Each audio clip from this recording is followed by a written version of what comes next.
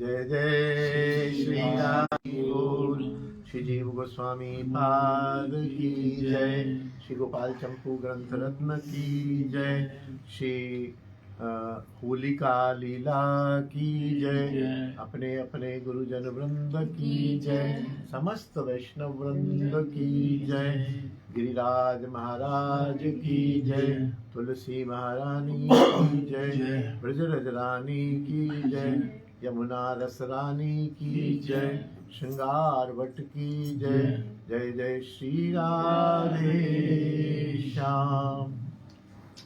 अनेक दिनों से नियमित रूप से श्री गोपाल चंपू ग्रंथ रत्न का रसास्वादन चल रहा है। कल परसों शंखचूड़ का वध हुआ था, कल होरी लीला का प्रारंभ हुआ था और बड़े हास परिहास की लीलाएं कल हुई थी। तो मधुमंगल जो है वह कृष्ण का दूत बने हुए हैं और एक कोई बताई थी पुरोहित की भाई की सास की, कुछ ऐसा बताया था, मैं भूल गया हूँ। एक वो तो रिश्ता मुझे मेरे सर के ऊपर से लगा, समझ नहीं आया। वो एक प्रिया जी की तरफ से दूती बनी हुई है। कोई बात, प्रिया जी की तरफ से दूती बनी चाहिए। बीच में श्रोताओं की आवाज आने से ऐसा लगता है कि 10-5 श्रोता आया, नहीं तो वो सोचते हैं कि इन्होंने ऐसे रिकॉर्ड करके डाल दे, सुनने वाला कोई नहीं है, तो श्रोता बोलते रहे तो अच्छा है, कोई अर्ज नहीं। जय जय श्री राधे श्याम। तो वो मधुमंगल भी जैसे बोलता है, वो हास्य वो तो कलाकार है ही है। तो वो कुछ उसने बोला तो प्रिया जी ने कहा, अरे मधुमंगल तुम क्यों अकड़ रहे हो, कौन तुम्हारा राजा है, तुम्हारे पास क्या बैक एंड सपोर्ट है, क्या बात है, किसके बात पर उछल रहे हो। तब यही हमने कल विश्राम किया था। कोई श्रोता आए क्या? जी जी अच्छा, आइए आइए। अरे वाह, ये तो मुख्य श्रोता है। आ जाओ लल्ला, आ जाओ। प्रणाम करो, बैठो, यहाँ बैठो, बैठ जाओ। जाने दो, प्रणाम करो, प्रणाम। शाबाश। अरे वाह, जय हो। शाबाश। इस बालक में इतना कुछ पूर्व जन्म का है। वहाँ भागवत निवास में किसी ने कुछ कहा नहीं, कुछ नहीं कहा, बिल्कुल लोट-पोट लगाई है रज में, एकदम लेट गया और जैसे वैष्णव लोग हमारे कपड़ा उतार के लगाते हैं, यहाँ से वहाँ पूरी लोट-पोट लगाई। फिर भागवत निवास में वहाँ पर एक तिनकोड़ी महाराज बाबा आए थे जब दीक्षा हुई थी किशन की।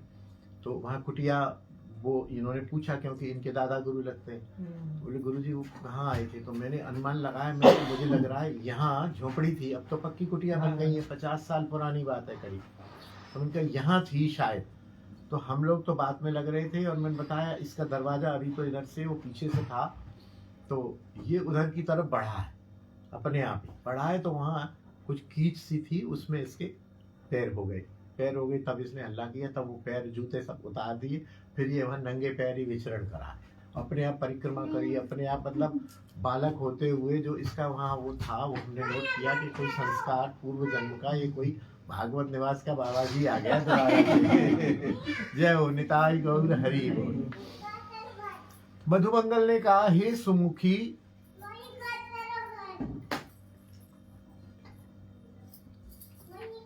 हाँ, जिनके गुण राशि विस्तार से बुद्धि की अस्थिरता समाप्त हो जाती है। भगवान श्री कृष्ण के गुणों को सुना दिया जाए, बता दिया जाए, तो बुद्धि की चंचलता समाप्त हो जाती है।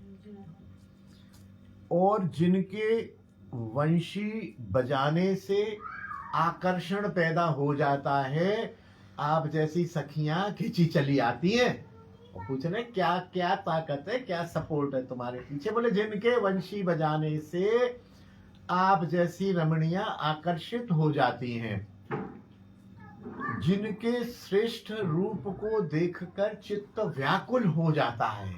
हाय इनका दर्शन कहीं चले ना जाए, इनका दर्शन फिर कब हो, अरे देखो कितने सुंदर है, कितने बढ़िया, व्याकुल हो जाता है। और जिनके विलास समूह से स्तंभ हो जाता है। जब ये विलास करते हैं, कुछ भी विलास करें, लीला विलास, गिरिराज उठाना, शंखचूड़ को मारना, कंस को मारना, सखाओं से खेलना, कबड्डी खेलना, श्रृंगार रस का विलास करते हैं, तो स्तंभ आदमी ऐसे ऐसे हो जाता है। वो अंग्रेजी में बच्चे कहते हैं ना, वो क्या कुछ ऐसा बोलते हैं, स्टैचू स्टैचू। तो वो ऐसे का ऐसे बच्चा खड़ा हो जाता है। तो स्तंभ, स्तंभ का मतलब बिल्कुल हाँ ऐसे ऐसे खड़ा हो जाता है। और वाणी माधुर्य से वशीभूतता उत्पन्न हो जाती है। अगर ये बोलने लग जाए तो व्यक्ति वशीभूत हो जाता है। मैं उन श्री कृष्ण जो परम बलवान है, परम बुद्धिमान है, मैं उनका दूत हूं, मैं उनकी अकड़ में रहता हूं। वाह। और जितने भी बड़े से बड़े व्यक्ति हैं, जितने भी क्षिप्रतम तेज चाल वाले व्यक्ति हैं, जितने भी प्रियतम हैं, जितने भी विशालतम हैं, जितने भी स्थूलतम हैं एवं जितने भी बहुलतम व्यक्ति हैं, वे सब मेरे राजा के सामने गर्व से रहित हो जाते हैं। उनका गर्व चूर चूर हो जाता है। अर्थात ये सबसे दीर्घ है। कोई बड़े से बड़ा आगे आ जाए तो वो कहते हैं ना, ऊंट, ऊंट भी पहाड़ के नीचे आता है। तो ऊंट इसलिए आता है कि पहाड़ बड़ा होता है, लेकिन पहाड़ भी आ जाए तो पहाड़ देखता है कि अरे कृष्ण तो मेरे से भी बड़े, तो ठंडा पड़ जाता है। ऐसे ही कोई तेज चलने वाले व्यक्ति हो, उसके सामने जब कृष्ण तेजी से चलते हैं, अरे ठंडा पड़ जाता है। मतलब ये सारे, जो कोई प्रियतम व्यक्ति हो, हमें कोई कितना भी प्रिय लगता हो कृष्ण के अतिरिक्त, लेकिन जब हम कृष्ण को देख लें तो ऐसा लगता है इनसे अधिक कोई प्रियतम नहीं है, ठंडा पड़ जाता है। या जो समझता हो कि मेरे को बहुत लोग प्यार करते हैं, वो कृष्ण के सामने चला जाए और कृष्ण की प्रियता देख ले, अरे बोले मेरे को कोई नहीं चाहता जितना कृष्ण को चाहते हैं। ऐसे ही विशालतम, स्थूलतम एवं बहुलतम, जैसे बहुत भीड़ लेके व्यक्ति चलते हैं, अरे बोले साहब इनके साथ तो जो है हजारों आदमी चलता है, तो वो जब कृष्ण के सामने चलते हैं तो देखते हैं इनके साथ तो अनंत व्यक्ति चल रहे हैं, तो सब ढीले पड़ जाते हैं, उनका गर्व चूर्ण हो जाता है। और श्रेष्ठतम, क्षुद्रतम, वृद्धतम, गुरुतम, वामनतम, दृढ़तम, सम्यक्तम, सुपरलेटिव डिग्री का प्रयोग किया है। वृद्ध, वृद्धतर, वृद्धतम, सुंदर, सुंदरतर, सुंदरतम, तो जो भी तम तम तम सब सम्यक्तम का प्रयोग किया है कि मेरे राजा के आगे निस्तेज हो जाते हैं। मधुमंगल के यह वचन सुनकर, प्रिया जी है ना, आफ्टर ऑल, चाहे हाथ चल रहा है चाहे परिहास चल रहा है, अपने प्रियतम के इतने गुण सुनकर राधा जी का हृदय बहुत व्याकुल होने लग गया, ऐसे होने लग गया। तो वे ललिता जी की तरफ देखने लगी कि कुछ समाधान कर, ये अगर इसी तरह बोलता रहा तो मैं तो व्याकुल हो जाऊंगी, एकदम व्याकुल हो जाऊंगी कृष्ण विरह में, और तू संभाल मैं मामले को। तब ललिता जी ने कहा, बड़े व्यंग्य में कहा, हाँ हाँ बिल्कुल बिल्कुल ये ठीक कह रहा है, ये ठीक कह रहा है। लेकिन कैसे बोले, स वेणुर्मूक बधिरो यत्रागाद वावधूकताम तत्रायम न किम वाग्मी स्याद ब्रह्मवंश समुद्भव। मतलब बहिरो सुने, मूक पुनि बोले। जिनका संग प्राप्त कर गूंगा बोलने लग जाता है, बहरा सुनने लग जाता है, और वेणु जो जड़ है बंसी वो वाचालता को प्राप्त हो जाती है। जब ये सब हो जाता है तो ये ब्राह्मण वंश में उत्पन्न हुआ ये मधुमंगल भी वाचालता को प्राप्त क्यों नहीं होगा? ये भी वाचाल हो रहा है उनके संग से। जब सब हो जाता है तो ये कहां से बचा रहेगा? तो उसने वो खिल्ली सी उड़ा दी। किंतु जैसे इनके सखाओं ने और कृष्ण ने हमारी दूती को वहां रोक लिया है। अब और कोई बातचीत करने की जरूरत नहीं है, हम भी इसे यहां रोक कर और युद्ध की तैयारी करते हैं। बांध लो इसको, इसे बंधन में रखकर हे राधे आप अपने पिता के पुरोहित के नवकिशोर परम बलवान पुत्रों को आदेश दीजिए कि क्या। वाह, बहुत बढ़िया। प्रिया जी से कह रहे हैं क्योंकि उनकी वो पुरोहित की पत्नी है ना कोई, तो बोले तुम्हारी उस पुरोहित की पत्नी को रोक लिया, तो बोले पुरोहित के उन बच्चों को बुलाओ, जवान बच्चों को, उनको बुलाओ और बलपूर्वक इसको बांध लें, और बांध के रसिया को नारी बनावो री रसिया को, इस रसिया को स्त्री वेश में सजा दो। वाह, बहुत सुंदर। स्त्री वेश धारण करा दो, और स्त्री वेश धारण कराने के पश्चात ब्रजराज के पुरोहित के भांजे उस नव युवक को वहां भेज दीजिए। वो जो वहां जाकर हमारे संदेश का वर्णन करे कि हमारे यहाँ, बहुत सुंदर, देखो कब की बात कहाँ जवाब दिया है।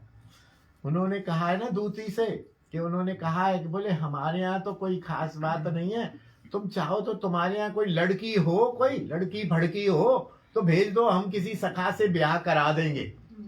तो बोले एक तो इसको लड़की का वेश बना दो, और अपने उस पुरोहित के बच्चे के साथ इसको लेके भेज दो, बोले यही लड़की है, इससे किसी सगा का ब्याह करा दो। मधुमंगल को ही कन्या बना दो, और मधुमंगल से कहो यही लड़की है हमारे यहाँ, तो यही कन्या है, इसका विवाह किसी सखा से करा दो। वाह, यही लड़की सिंघल द्वीप से आई है, और यही पद्मिनी है। पद्मिनी संस्कृत में सर्वश्रेष्ठ जो कन्या होती है उसको पद्मिनी की संज्ञा दी जाती है। उसमें 16 लक्षण होते हैं, मैंने कभी पढ़ा था, अभी तो ध्यान नहीं है। वो सुंदर होगी, गोरी होगी, उसकी दोनों भौएं बहुत सुंदर होंगी, आंखें बड़ी बड़ी होंगी, विशेषकर उसकी जो गर्दन है, ज्यादातर लड़कियों की गर्दन छोटी होती है, पद्मिनी लड़की की जो गर्दन होती है वो विशेष होती है थोड़ी सी। पद्मिनी माने कमल से उसको संज्ञा अलंकृत किया गया। पद्मिनी कन्या को सर्वश्रेष्ठ सर्व सुंदर कहा गया है। यदि पद्मिनी लड़की हो देखने में ही, तो उसके गुण निश्चित रूप में ही सही होंगे। पद्मिनी लड़की कभी दूषित नहीं हो सकती। शरीर की रचना से यदि कोई कन्या पद्मिनी है तो वो न चरित्र से न व्यवहार से किसी भी प्रकार से दूषित नहीं हो सकती। ये कहा गया है कि यदि वो गरीब भी हो, अपनी तरफ से विवाह करके भी उससे विवाह करना पड़े तो उससे विवाह कर लेना चाहिए। एक पद्मिनी लड़की हमारे घर में भी है, मतलब आई हुई है हमारे घर में बहू बनकर, और ये उसी समय पढ़ा था मैंने। हाँ, उसी समय पढ़ा था। तो वो लड़की जो है सिंघल द्वीप से आई है और पद्मिनी है, दीपक के समान कांति वाली है। जैसे दीपक चमकता है वैसे ही वह चमकती है, सबको जय करने वाली है। वो उसको हम लाए हैं, उसके साथ स्वयं सखाओं की छोड़ो, तुम अपने राजा से कहना, आपका राजा ही उससे विवाह कर ले। कृष्ण से कहना कि वो उससे विवाह कर ले, क्योंकि शास्त्र ये कहता पद्मिनी लड़की के बारे में जानने की जरूरत नहीं है। यदि पद्मिनी के लक्षण हैं तो आंख बंद करके विवाह कर लो, ऐसा शास्त्र का आदेश है। यह कोमलांगी, सुशीला एवं रूपवती है, इसलिए भले ही ये दुष्ट कुल में उत्पन्न हुई है तो भी उसकी अवज्ञा उन्हें नहीं करनी चाहिए। उस लड़के को भेजो, इस मधुमंगल को बना के कन्या बना के भेज दो, और कहो कृष्ण से कहो ये इससे विवाह कर ले। मधुमंगल ने कहा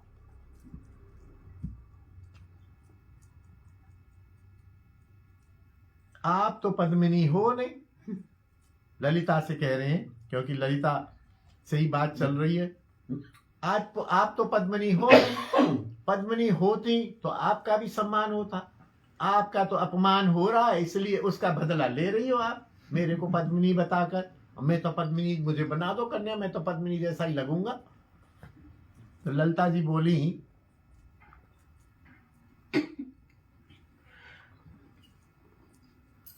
जिस लक्ष्मी द्वारा जगत में सभी पद्मिनियां आच्छादित कर दी गई हैं, मतलब लक्ष्मी इतनी सुंदर है कि पद्मिनियां भी उनके सामने कुछ नहीं बेचती, पद्मिनियों से भी कोटि गुना अच्छी, सुंदर और अच्छी हैं, गुणशाली हैं लक्ष्मी।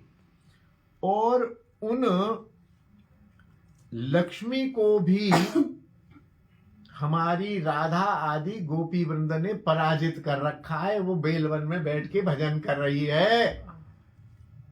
तुम पद्मिनी की क्या बात कर रहे हो? पद्मिनी को लक्ष्मी ने पराजित किया हुआ है और लक्ष्मी को हमारी राधा आदि गोपी वृंद ने पराजित कर दिया है।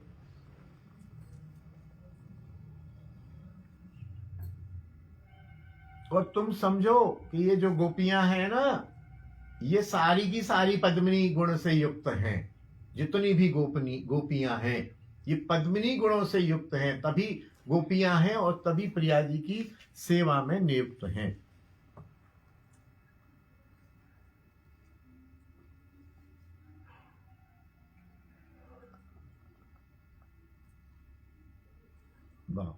राधिका जी ने हंसकर भ्रकुटी चलाते हुए अपने पिताजी के पुरोहित के 50वें पुत्र को, अच्छा भैया ब्रज में भी 50 पुत्र होते, बढ़िया, 50वें पुत्र को मधुमंगल के स्त्री वेश सजाने के लिए आदेश दिया और राजपुरोहित के भांजे द्वारा संदेश भेज दिया।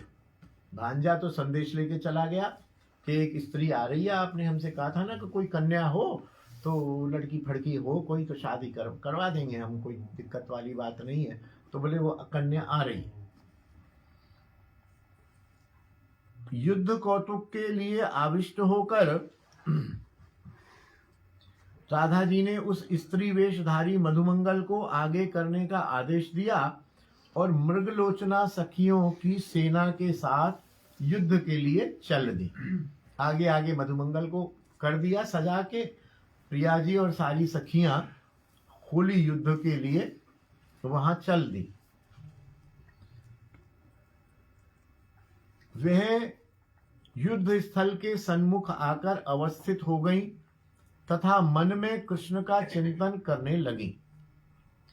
वहां फिर जब राधिका जी ने होली गान की तब कृष्ण ने भी होली गान की। राधा जी ने कृष्ण में भाव का उद्दीपन किया, उसी प्रकार कृष्ण ने भी उनमें भाव का उद्दीपन या प्रकाश किया।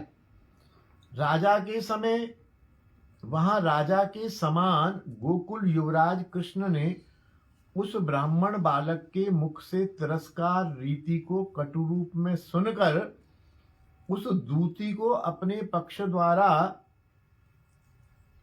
रक्षित एवं प्रगल्भता पूर्वक कुछ स्त्रियों के द्वारा उस स्त्री दूती को पुरुष वेश धारण करा दिया।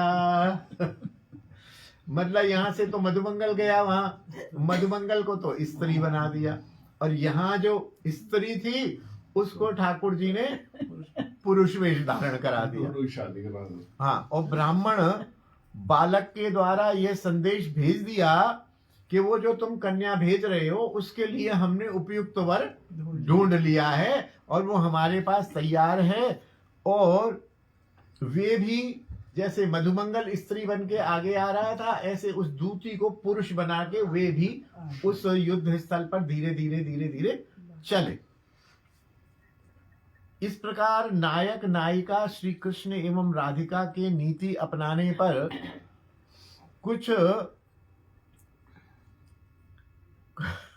कुछ रमणियों ने मिलित होकर कौतुक करते हुए बलपूर्वक मधुमंगल एवं दूती को एक जगह खड़ा करके उनका गठबंधन कर दिया। जैसे पति पत्नी का विवाह में होता है ना, उसकी चुनरी उसकी पकड़ के गठबंधन करके अब बैठ जाओ दोनों। दोनों तरफ से बल रहे थे, ठाकुर की लीला हो रही थी, दोनों को वहां बैठा दिया और विविध हास परिहास होने लगा। राधा पक्ष की जो सखियां थी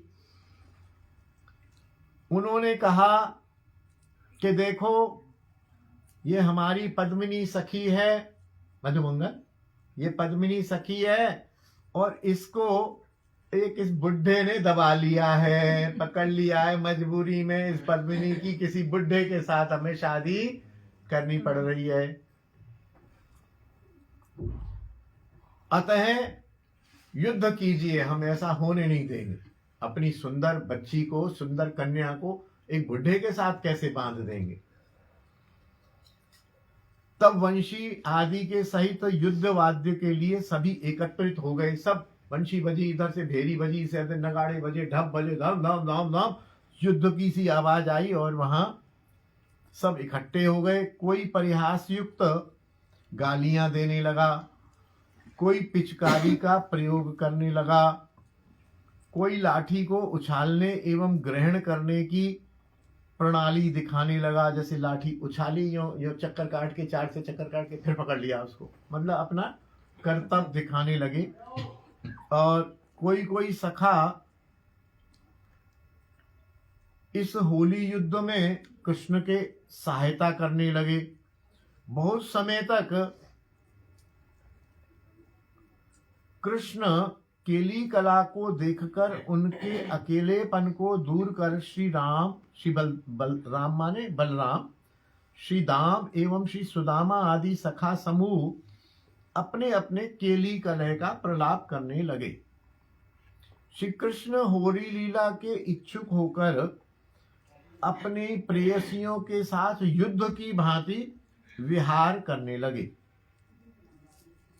पहले श्री कृष्ण एवं वे समस्त गोपी वृंद परस्पर स्नेह युक्त होकर मिले।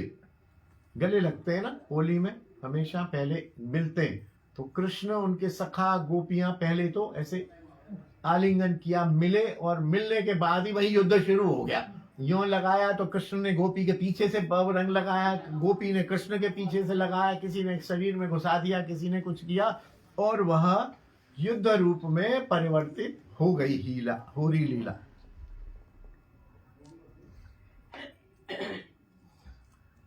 उस काम युद्ध में धनुष नहीं था, लेकिन भौहें ही धनुष का काम कर रही थी। भौहें तनते ही ऐसे लगता था धनुष तन गया। नेत्र बाण थे, नेत्रों से ही इशारे हो रहे थे। फिर अंग रूपी अस्त्रों की निक्षेप प्रणाली कैसे निष्फल हो सकती थी। अर्थात भ्रकुटी रूपी धनुष से छूटे हुए नेत्र बाण ठीक निशाने पर ही बैठ रहे थे। फिर दंड से प्रहार करने पर एवं बाहु से बाहु को पकड़कर जैसे प्रचुर युद्ध होता है, श्री कृष्ण उसी प्रकार के युद्ध में प्रवृत्त हो गए। तब बाहु हिलाना, अंगुली मर्दन करना, केश ग्रहण करना, वेश खंडन करना, जो हमने श्रृंगार वगैरह किया हुआ है उसको बिगाड़ देना, दोनों हाथों का चलाना, और विचार से परे उत्तर वाणी युद्ध करना। बिना सोचे समझे कुछ भी कह देना। गोरी सुंदर सखी को कहना, ए भूतनी तू कहां से आ गई।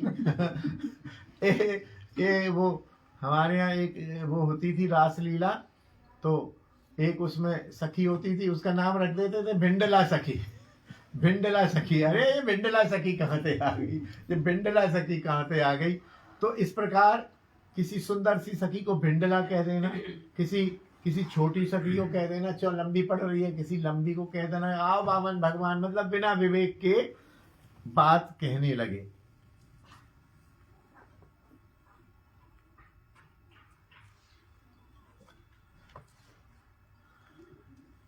ये सब बातें बनाते हुए कृष्ण पता नहीं कैसे, कब, किस प्रकार से, किस छल से उन नारियों के पूरे झुंड में प्रवेश कर गए। वो स्वयं भी नहीं जान पाए कि मैं किधर से आया और नारियों ने कब घुसने दिया, वह स्वयं भी यह नहीं जान पाए। इस प्रकार गोपियों को अतिक्रमण करते हुए अपूर्व उत्साह से सम्मिलित सखियों से आवृत होकर वे सीधे श्री प्रिया जी के पास, राधा जी के पास पहुंच गए। और राधा जी के पास पहुंचते ही परस्पर दोनों सब, उस समय क्योंकि लाज को छोड़ दिया जाता है, होली में विवेक भी छूट जाता है, और युद्ध और प्रेम में कहते हैं सब माफ होता है, तो वहां युद्ध भी था और प्रेम भी था। तो दोनों ने कस के एक दूसरे को आलिंगन कर लिया। बोलो होली के रसिया की जय, बोलिए प्रिया प्रीतम की जय। वहां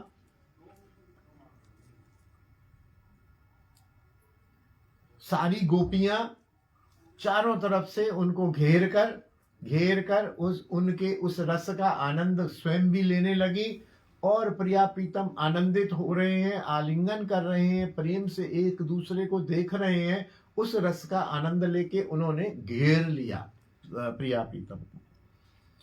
गोपी वृंद इस प्रकार गान करने लगी, हे सखी देखो देखो इस होली युद्ध को देखो, जिसे राधा माधव ने तुम्हारी वांछा के अनुरोध से एकांत में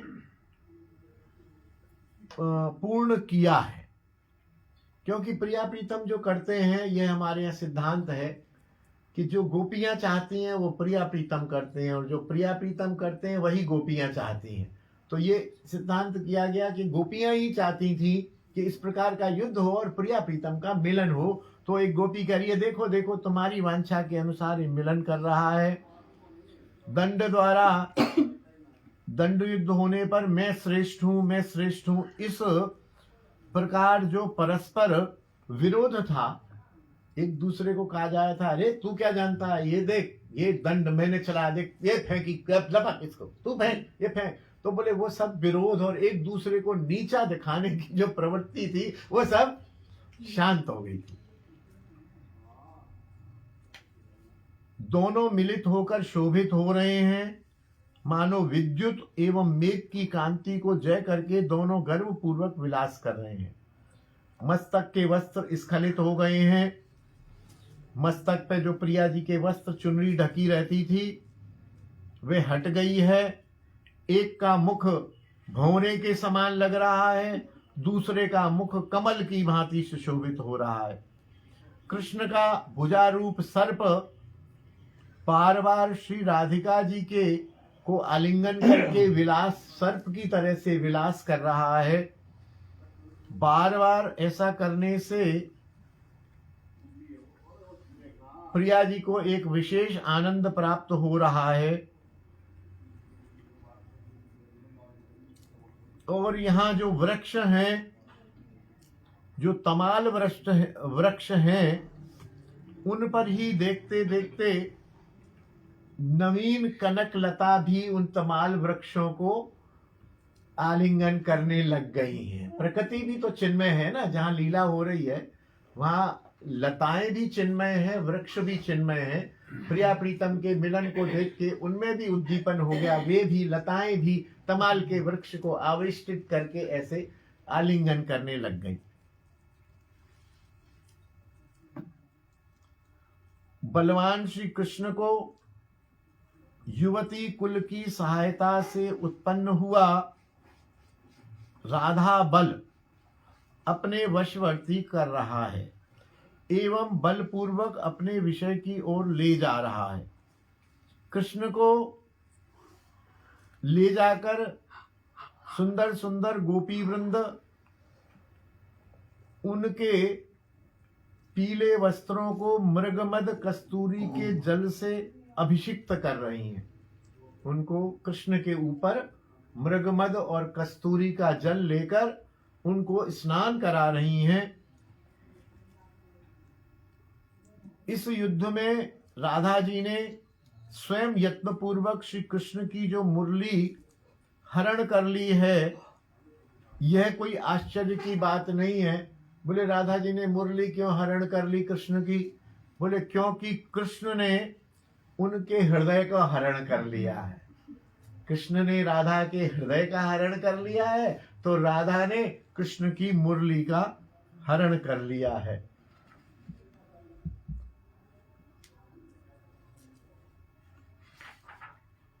अरे तो समाप्त होने वाला है, 2-3 मिनट और है। तो फिर बलराम और दाम आदि सखाओं ने देखा कि कन्हैया तो घिर गया वहां जाके, वो चोरी चोरा तो पता नहीं क्या हुआ क्या नहीं हुआ, कहां भाग गए होली में। तो फिर एक संधि करने की इच्छा से एक दूत को राधा जी के पास भेजा। जब बलराम जी ने होलिका उत्सव के उपहार को अर्थात फगुआ देना स्वीकार कर लिया, हमारे ब्रिज में है होली खेलने के बाद फगुआ दे मोहन मतवारे, कृष्ण की तरफ से पुरुष पक्ष की तरफ से महिलाओं को फगुआ, फगुआ माने होली का उपहार, होली का इनाम, वो रुपए के रूप में, मिठाई के रूप में, ठंडाई के रूप में, वस्त्र के रूप में, किसी भी रूप में, प्रणाम के रूप में दिया जाता है। तो बलराम जी सहज ही तैयार हो गए कि हम भैया सुनो सुनो सुनो सुनो, हम जो है तुमको फगुआ देने के लिए तैयार हैं, बहुत होली हो गई। और उन गोपियों ने बोले पहले जमानत दो कृष्ण की तब लौटाएंगे। प्रतिभू जमानत लेकर लौटाना स्वीकार कर लिया। तब अपने पक्ष के लोगों से कृष्ण के आकर मिलने पर दिव्यलोकवासी समस्त देवता भी प्रशंसा करने लगे। निज निज कांता में मुग्धता उद्गम करने वाले उस गीत का गान करते हुए सबने श्री कृष्ण के दर्शन करने किए। ऐसा करने पर परस्पर सभी ने फाग की रंगरेलियां मनाते हुए विस्मय पूर्वक दोनों समाज कुछ दूर चले गए। वहां अकस्मात मूर्ख शंखचूड़ कैसे चला आया और मारा गया, यह बात हम कल कह चुके हैं। वो कह रहा है कि हम बता चुके हैं, अब उसे बताने की जरूरत नहीं है। वृंदावन जाने को जी चाहता है, वृंदावन। इस प्रकार मधुकंठ ने कथा समापन करते हुए कहा कि हे राधे, जिसने उस शंखचूड़ दैत्य को मारा, मार के उसकी मणि भी ले ली और मणि को खुद नहीं रखा और बलराम को दे दिया, वह दोनों काम आपके कांत इस श्री कृष्ण ने किए हैं। कृष्ण की तरफ इशारा करके बोले ये जो कृष्ण बैठे हैं ना, यही तुम्हारे कांत ने शंखचूड़ को भी मारा है, उसकी मणि भी ली है और मणि को लेके बलराम जी को दे दिया है, और यही आपके कांत हैं। बोलिए वृंदावन बिहारी लाल की जय। इस प्रकार शंखचूड़ वध एवं निर्लज्ज होलिका क्रीड़ा नामक 30वां पूरण समाप्त हुआ। जय जय श्री राधे श्याम। अब कल नाना राग विचित्र चरित्र कृष्ण की 10वीं वर्षीय लीला, कृष्ण 10 वर्ष के हो गए हैं, तो अब देखते हैं क्या लीला होती है। प्रभु कृपा से, आप वैष्णव जन की कृपा से कल इसका आस्वादन करेंगे। बोलिए जीव गोस्वामी पाद की जय, गोपाल चंपू की जय, होलिका लीला की जय, गिरिराज महाराज की जय, तुलसी महारानी की जय, ब्रजरज रानी की जय, यमुना रस रानी की जय, श्रृंगार वट की जय, समस्त गुरुजन वृंद की जय, अपने अपने गुरुदेव की जय। जय जय श्री राधे श्याम।